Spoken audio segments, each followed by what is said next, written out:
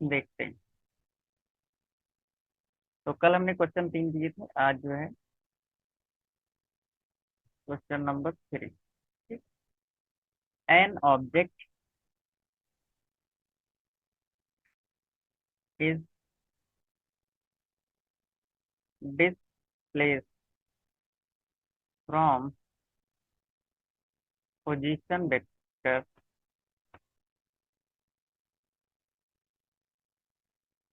r1 vector is equal to 2i cap plus 3j m to r2 4i cap plus 6j metre under a force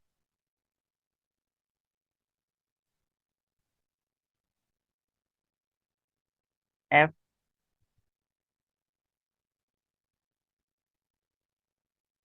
3x square i cap plus 2i j cap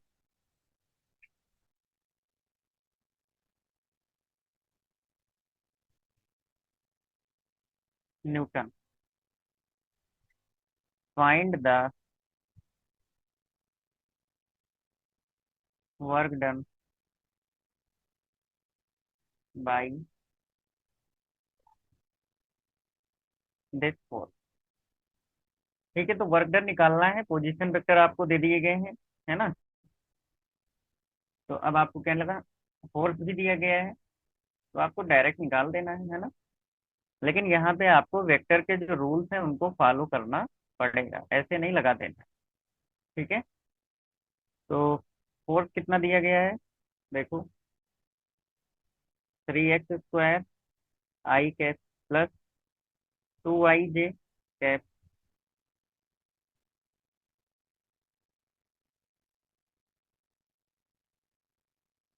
तो इधर क्या है, x side में कितना force लग रहा है, और ये क्या है, वाई साइड में कितना फोर्स लग रहा है।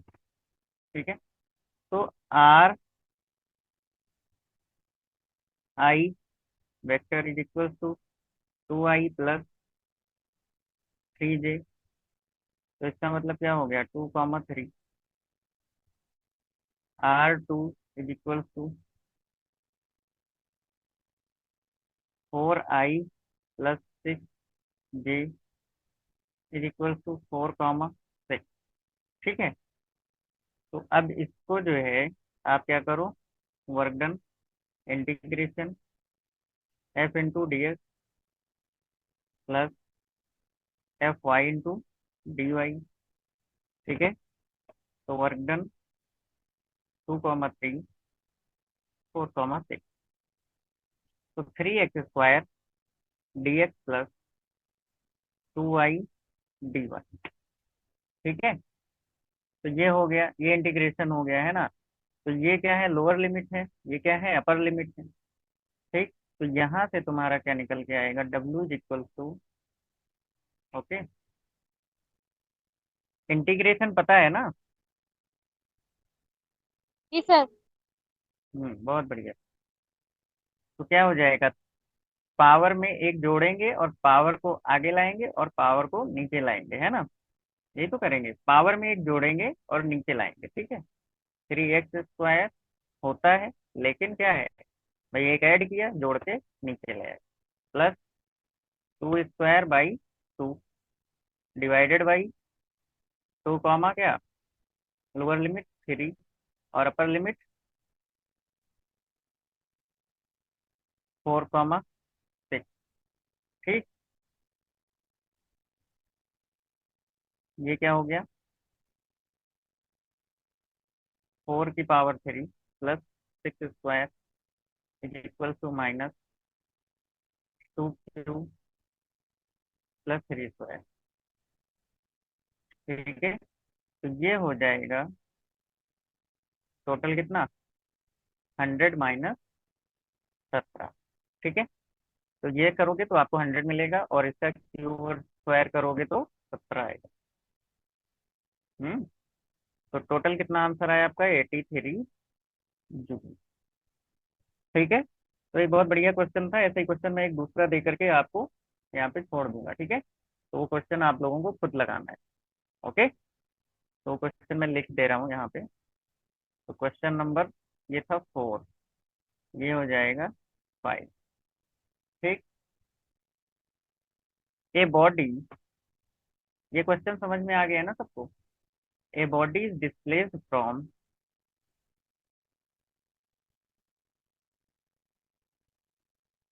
0 से 0 टू 1 से 1 along x is equal to y by a force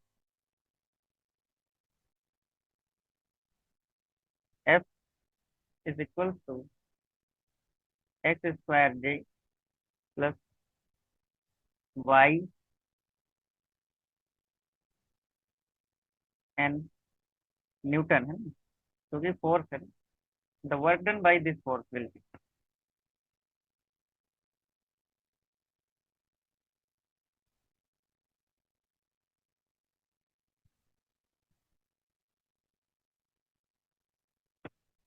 ठीक है, तो आपको वर्क डन निकाल के दिखाना है। तो ये क्वेश्चन का आंसर आज सभी लोग क्लास के बाद 10-15 मिनट बाद सबका आंसर आना चाहिए। ठीक है, नहीं आता है तो हमसे पूछना चाहिए आप। ठीक है, क्लियर।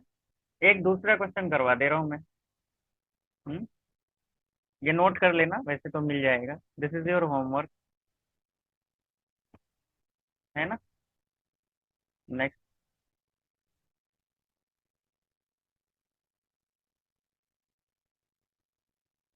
Question number 6। अगला क्वेश्चन आप लोगों को लिखना है ना। ये भी बहुत बेहतरीन क्वेश्चन है, तो इसको हम समझा देते हैं आपको। Question number 6। ठीक। तो ये क्या है? एक देखो फोर्स है। फोर्स कितना दिया गया है? -k y i cap plus x j है। ये क्या है?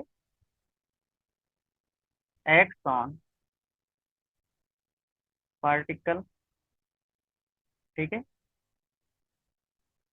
Moving in the x y plane starting from दी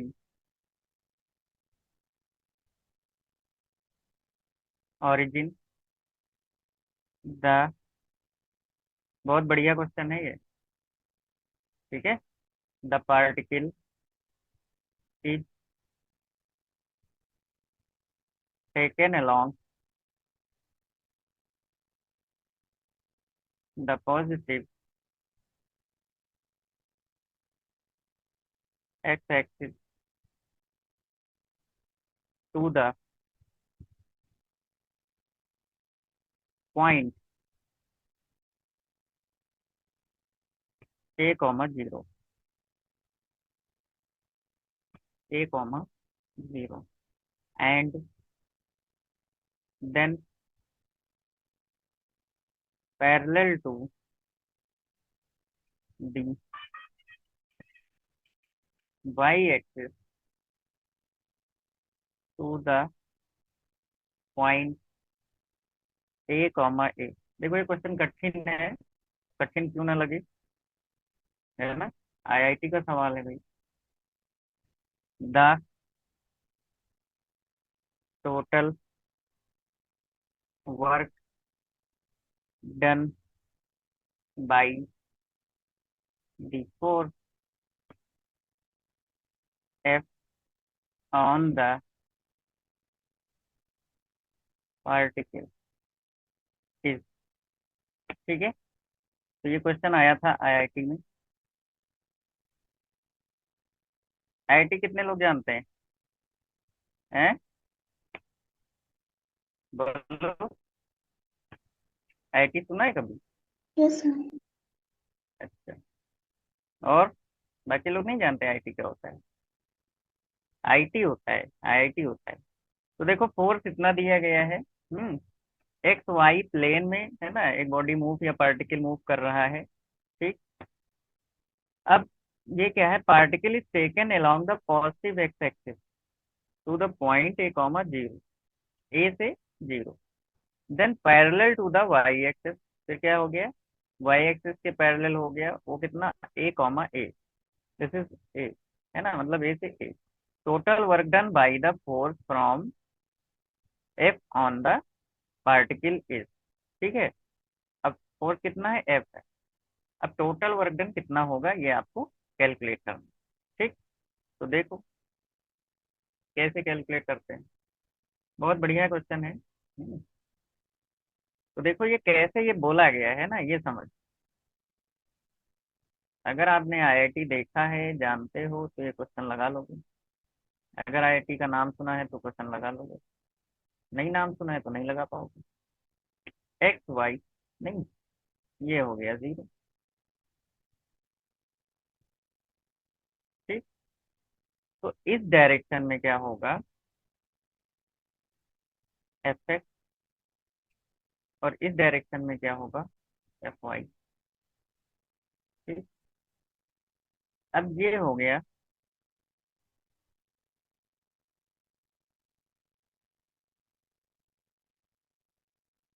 ठीक। ये क्या हो गया, ए कॉमा ए। ठीक है। तो ए से लेकर के बी तक एफ एक्स, और इधर क्या हो गया, एफ वाई। ठीक है। तो इधर की ओर वाई। तो ये डायरेक्शन जीरो कॉमा जीरो। और ऊपर के साइड देखो क्या है, ए से ए, मतलब वाई साइड। ठीक। तो ये कंडीशन कुछ ऐसी है। तो अब इससे हमें क्या करना है, इक्वेशन बनानी है। तो इक्वेशन बनाओ, f is equal to minus k y i cap plus x j cap. तो मतलब कोई कठिन सवाल आ जाए तो ऐसे नहीं छोड़ के आना है, थोड़ा दिमाग लगाना है। ठीक है, इसलिए करवा रहा हूँ। फिर क्या है, F minus k y i cap minus k x j cap. तो ये क्या हो गया, ये डायरेक्शन एक्स के लिए फोर्स थी, और ये क्या है, वाई में कितना फोर्स। ठीक। अब देखो क्या है, फ्रॉम ए, जीरो टू ए, कहाँ से कहाँ तक, जीरो टू ए। ठीक। तो जीरो से ए की ओर जा रहे हैं, तो ये एफ एक्स क्या करेगा, perform work but f y perform no work. ठीक है। देखो, f x perform work but f y performs no work. ठीक है। तो देखो इधर की ओर क्या है, वर्क डन हो रहा है, बट इधर की ओर कोई भी वर्क डन नहीं हो रहा है, जीरो टू ए। ठीक है, यहाँ से यहाँ तक की कंडीशन देखी जाए तो। ठीक।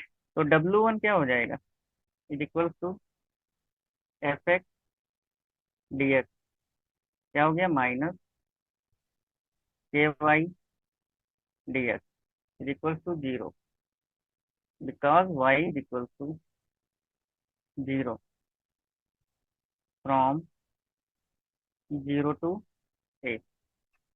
ठीक है। तो ये कंडीशन बन गई। अब इसके बाद देखो, अगर हम बात करते हैं फ्रॉम ए टू बी, मतलब कहाँ से कहाँ तक, ए टू बी, यहाँ से यहाँ तक, है ना, ये यहाँ तक। ठीक।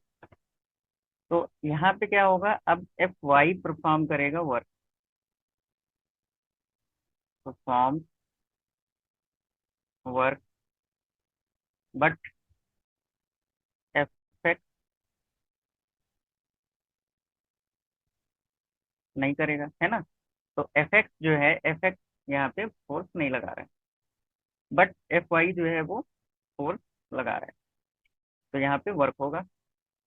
तो W2 is equal to f y d y is equal to minus k x d y is equal to minus k, ठीक है, इंटीग्रेशन डी वाई। ठीक। तो यहाँ से क्या निकल के आएगा तुम्हारा, यहाँ पे देखोगे A to B। ठीक। एक्स क्या है, ए। ठीक। यहाँ पे क्या होगा, एक्स। ठीक। तो माइनस के ए, और वाई तो ऑलरेडी ए है, तो कितना हो गया, के ए स्क्वायर, वो भी किसमें, माइनस। ठीक है। तो माइनस का के ए स्क्वायर आए। ठीक। तो ये आंसर आपका आया। तो -2 के ए स्क्वायर, ये आंसर इसका सही है ना। अब चारों ऑप्शन हम नहीं लिख सकते हैं इसमें। तो इस तरीके से क्या करना है, क्वेश्चन को सॉल्व करना है। ठीक है। तो कोई भी क्वेश्चन हमें छोड़ के नहीं आना है, क्वेश्चन को हमें क्या करना है, ट्राई जरूर करना है, चाहे कितना भी कठिन क्वेश्चन क्यों ना हो। ठीक है। कर लेंगे। बोलिए। हो जाएगा। हम्म।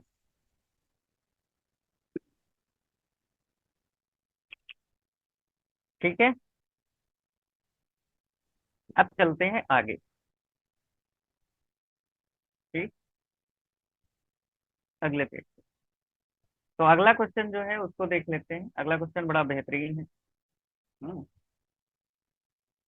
तो क्वेश्चन नंबर क्या था, ये क्या था, 6। तो ये क्वेश्चन नंबर हो जाएगा 7। कितना हो जाएगा, 7। ठीक।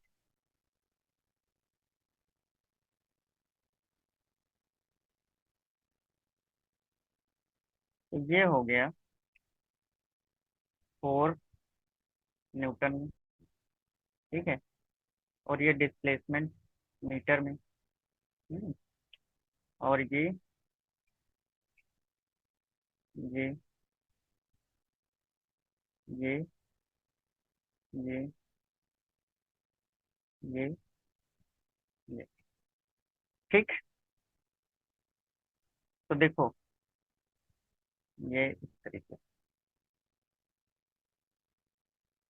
ठीक है। तो ये हो गया -10 फोर्स, और इधर हो गया +10 न्यूटन फोर्स। ठीक। और अगर हम बेस की बात करते हैं इधर के साइड, तो यहाँ पे दिया गया 2, यहाँ पे है 3, और ये हो जाएगी पोजीशन क्या, 4। ठीक है। और दिस इज 5। ठीक। ये डिस्प्लेसमेंट है ना। This is 4 and this is displacement, S. Okay. तो अब करना क्या है, इसमें क्या निकालना है आपको, वर्क डन। ठीक है, ये क्वेश्चन। अब आंसर क्या होगा। ठीक। तो आंसर क्या होगा, ये हो गया आपका A1। ठीक। ये हो जाएगा A2, और ये हो जाएगा क्या, A3। ठीक है। ये कंप्लीट है यहाँ से यहाँ तक। ये हो गया आपका A3। ठीक। तो सभी का एरिया निकाल लो, और एरिया को क्या कर दो, ऐड कर दो, क्योंकि फार्मूला आपको मैंने बता रखा है, A1 + A2 + A3। ठीक है। तो A1 अगर हम निकालेंगे तो क्या आएगा, ट्रायंगल का एरिया क्या होता है, 1/2, है ना, लेंथ इंटू हाइट, है ना। तो ये कितना हो गया, 2 × एच। कितना है, 10। ठीक है। तो ये 2 से 2 कैंसिल आउट हो गया, ये हो गया 10। इसी तरीके से A2 निकालोगे। ठीक है। तो A2 जो होता है, ये क्या है, स्क्वायर है, और स्क्वायर का एरिया क्या हो जाएगा, 2 से 3, मतलब यहाँ पे लेंथ कितनी है, 1। भाई कोई भी दो साइड ले लोगे। ठीक। और नीचे साइड में 10 है। अभी डायमेंशन है, माइनस में है प्लस में, उससे कोई लेना देना नहीं। तो 1 × 10 कितना हो गया? 10। इसी तरीके से अगर हम एरिया निकालेंगे A3, ठीक है, A3 निकालेंगे तो A3 क्या है? ये है ना, इस पूरे का हमें एरिया लेना पड़ेगा। ठीक है, तो इसका एरिया निकालने के लिए हम लोग क्या करेंगे? 1/2। और यहाँ पे हम लोग क्या करते हैं? प्लस करते हैं। क्या करते हैं? प्लस करते हैं।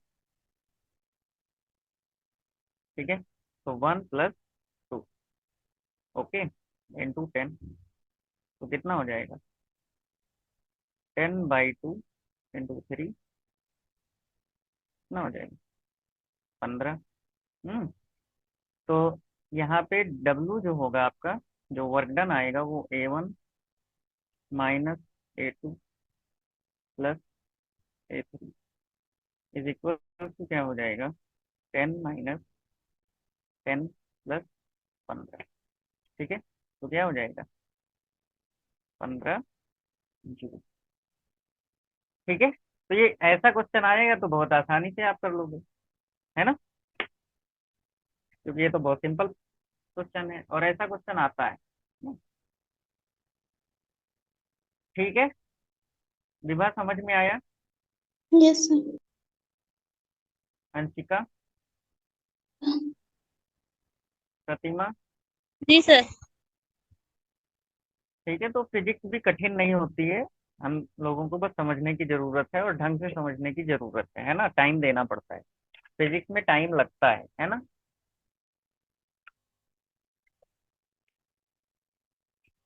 आप लोगों को क्वेश्चन लिखना नहीं है ना। कल देखो हम फोटो सारे फिर से ट्राई करेंगे पहले लगा लेने के। ठीक है, तो ऐसे जितने भी क्वेश्चंस आएंगे हम ग्रुप में हमने भेजा है, तो ट्राई कर डालो, लगा डालो सारे, है ना। ईमानदारी से बताओ कितने लोगों ने ट्राई किए थे क्वेश्चन, किस सो गए? चद्दर तान के सो गए? हम्म बताओ। ईमानदारी से कोई नहीं बोलता है। हम्म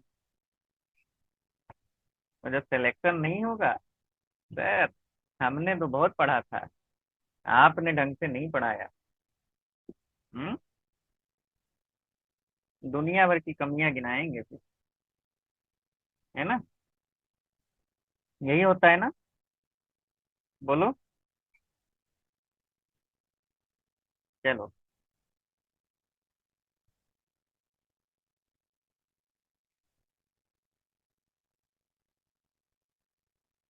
तो दूसरा टॉपिक हम ये पढ़ेंगे आज, in case of non conservative forces. अब क्या है नॉन कंजर्वेटिव फोर्स है, तो इसी का उल्टा कर दो, है ना। जो कल हमने कंजर्वेटिव पढ़ा था तो उसमें क्या था? राउंड ट्रिप 0 हो जाता था वर्क डन। वर्क डन रास्ते पे डिपेंड नहीं करता था, यहाँ पे पाथ पे डिपेंड करेगा, है ना। तो जस्ट उल्टा इसका, पहला, work done by force in a round trip will not be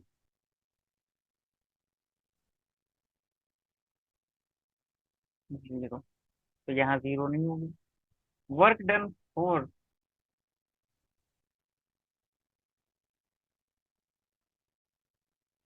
work done by force will depend on path. ठीक है, तो यहाँ पे क्या है? रास्ता क्या है, उस पर वर्क डन डिपेंड करेगा, कल जैसे कर दिया था वैसे नहीं माना जाएगा।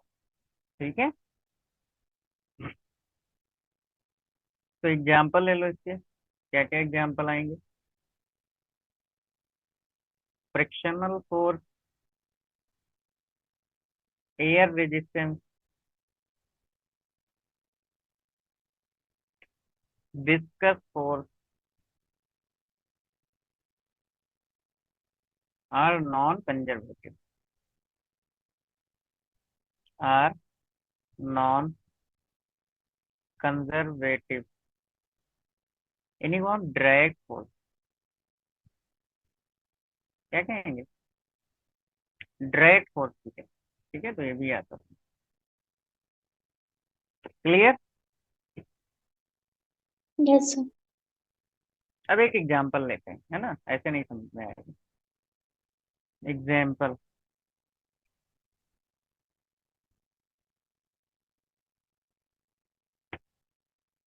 तो work done by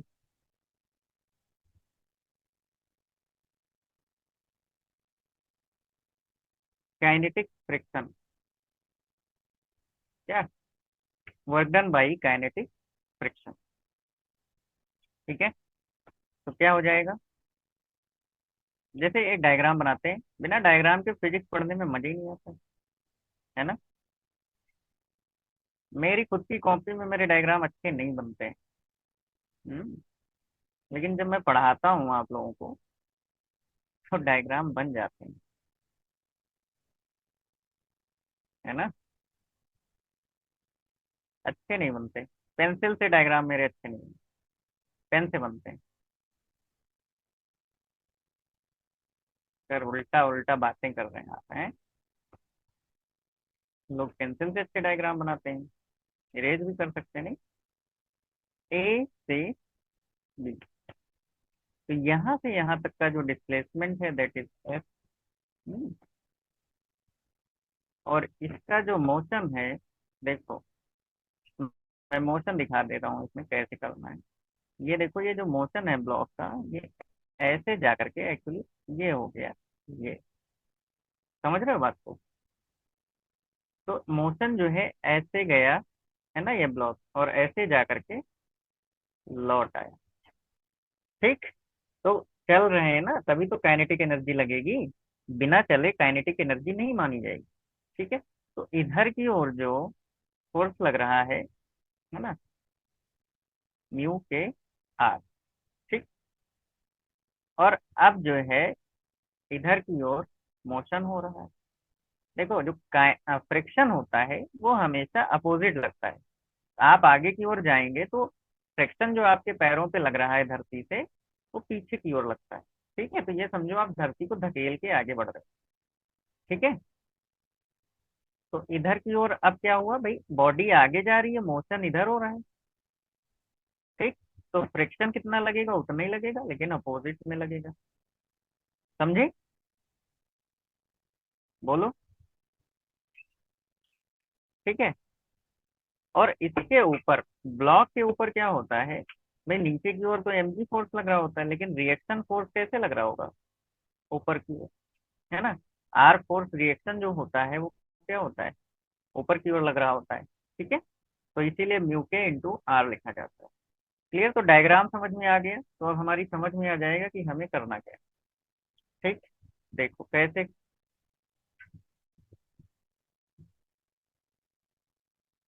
from A to B, मतलब वर्क डन ए से बी तक, ठीक है। तो क्या हो जाएगा, mu K R S cos 180 degree is equal to minus mu K R S, ठीक है। फिर इसी तरीके से from B to A, W B A, mu K R cos 180 is equal to mu K R S, ठीक है। अब देखो क्या है, net work done in a round trip, W is equal to W A B, W E A, W is equal to minus mu K R S minus mu K R H. ठीक है, तो ये हो जाएगा। और minus minus plus होता है, तो दोनों को क्या कर दो, ऐड कर दो, तो इसका आंसर मैं इधर लिखा हूँ। ठीक है, तो डब्ल्यू कितना आएगा, work done, -2 mu K R H. ठीक है, ये हो गया। तो देखो यहाँ नॉन कंजर्वेटिव फोर्स है ना, और यहाँ पे वर्क डन जो है वो जीरो नहीं है। जहां से गए थे वहीं वापस आ गए, है ना, लेकिन राउंड ट्रिप हो गई उसके बाद भी क्या हुआ, वर्क डन जीरो नहीं है, कुछ ना कुछ वर्क डन है। क्लियर, तो इसको नोट करो आप लोग। हेलो, हाँ हेलो, हाँ भैया, हाँ हाँ आ रहा हूँ।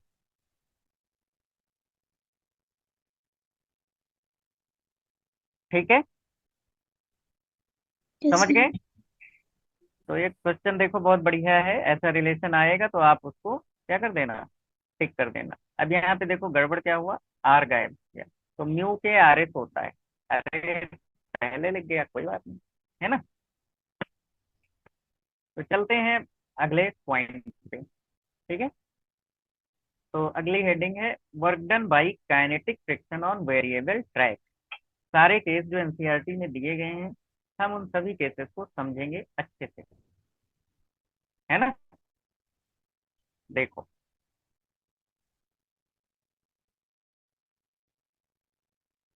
वर्क डन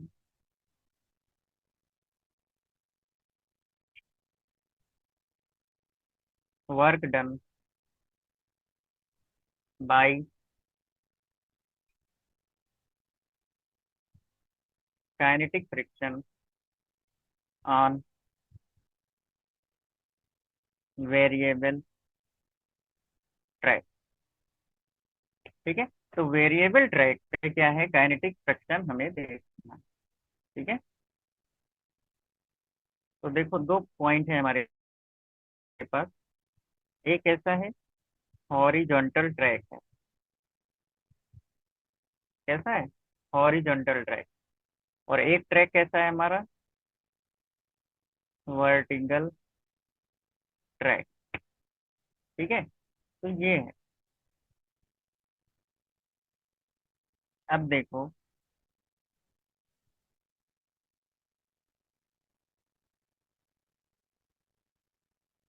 ये क्या है, सड़क है, और इस सड़क पे बढ़िया हम लोग मस्ती से जा रहे हैं। ये देखो अपनी छोटी सी नैनो कार लेकर के घूम टहल रहे हैं ना, इधर की ओर चल रहे हैं, तो इसके ऊपर फ्रिक्शन कैसे लग रहा है, न्यू के आर। नहीं, तो यहाँ से मान लो ए पॉइंट है, और यहाँ से ये क्या है, बी पॉइंट है ना, ये क्या है, बी पॉइंट है। तो यहाँ से यहाँ तक की जो लेंथ है, अरे अरे, यहाँ से यहाँ तक की जो लेंथ है वो क्या है, एल है। ठीक, तो ब्लॉक के ऊपर दो फोर्स लगते हैं पता है। अगर आप धरती पे बैठे हो तो धरती के ऊपर एम जी तो लग ही रहा है, मतलब उस ब्लॉक के ऊपर एम जी तो लग ही रहा है। और धरती जो है वो आपके ऊपर आर लगा रही है, तो आर बराबर क्या हो जाएगा, एम जी हो जाएगा। भाई होगा कि नहीं होगा, होगा, है ना। तो ये है सड़क का खेल। ठीक है, ऑन रोड, हॉरिजॉन्टल ट्रैक मतलब ऑन रोड। ये टॉप व्यू है, ऊपर से देखो फोटो खींच के सड़क का, है ना, ऐसे तो दिखाई देगा। अब वर्टिकल ट्रैक देखते हैं। In case of vertical track, ठीक,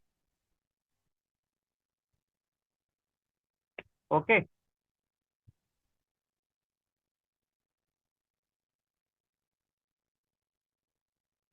ये तो इसके ऊपर पीछे के साइड में क्या लगेगा बताओ फटाफट, न्यू के आर, है ना। ये पॉइंट ए हो गया, ये पॉइंट बी हो गया,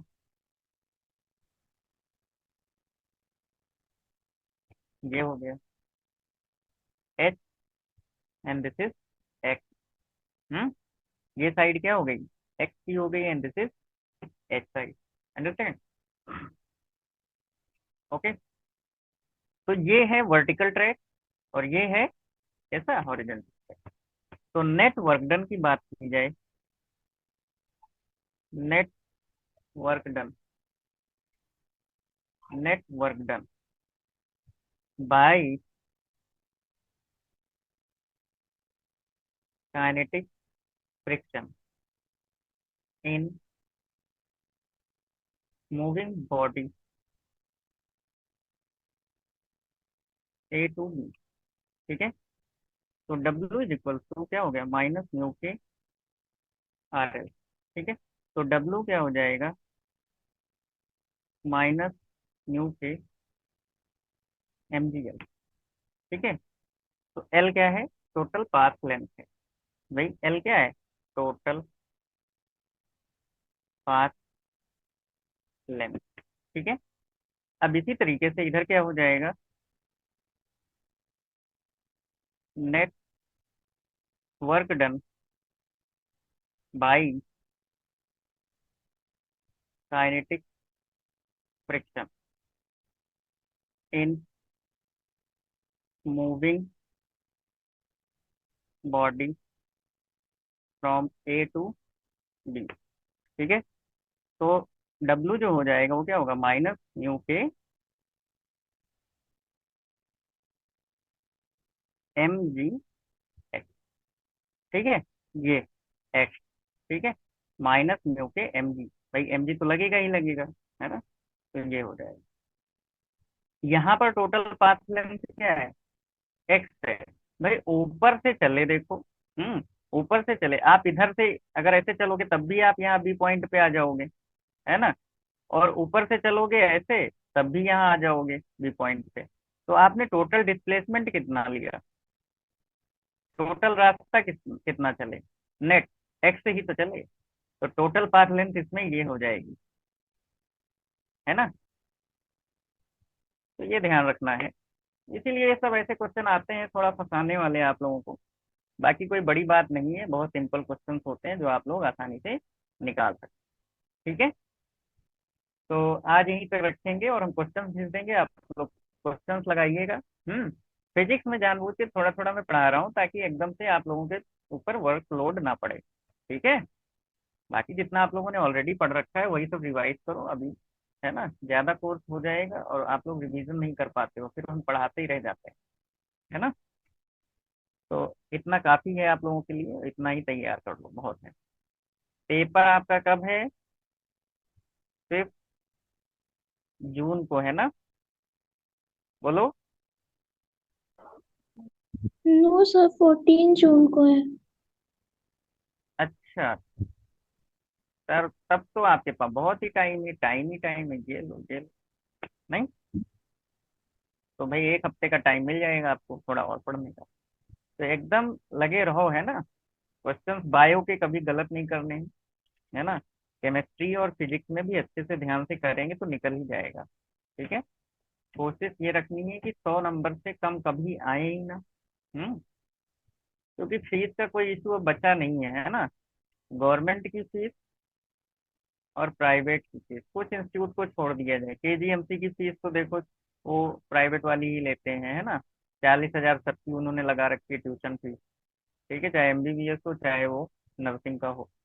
ठीक, लेकिन फैसिलिटी भी उनकी अच्छी है। एक दो कॉलेज हैं जो सस्ती फीस पे कराते हैं गवर्नमेंट में, बाकी सबकी फीस महंगी है। जितने भी नए कॉलेज खुले हैं उन सभी की फीस लगभग प्राइवेट के आसपास की ही है। ठीक है। तो आप सिर्फ एक एग्जाम क्लियर करिए जिसमें भी हो जाए, आप ले लीजिए, फीस का इशू उतना ही है। ठीक। हाँ मेहनत करेंगे, बहुत मेहनत करेंगे तो आपको गवर्नमेंट कॉलेज में केजीएमसी जैसा मिल जाएगा। और पीजीआई मिल जाएगा। तो इंस्टीट्यूट का नाम है ना। तो अच्छा इंस्टीट्यूट मिलेगा तो ज़्यादा बेहतर सीखने को मिलेगा, जितने ज़्यादा पेशेंट आएंगे उतना ज़्यादा सीखने को मिलेगा। हम्म तो ये बढ़िया है। ठीक है। और ज़्यादा बढ़िया इंफ्रास्ट्रक्चर जहाँ होगा वहाँ सुविधाएं अच्छी होंगी, बढ़िया है, ज़्यादा से ज़्यादा सीखेंगे, है ना। तो ठीक है, आज यहीं तक रखते हैं बेटा, क्योंकि बैटरी भी डिस्चार्ज हो रही है टैब की, है ना। और मैं जा रहा हूँ थोड़ा सा काम। कुछ पूछना हो तो पूछ लो, 2 मिनट दे रहा हूँ। पूछना है? एनीवन?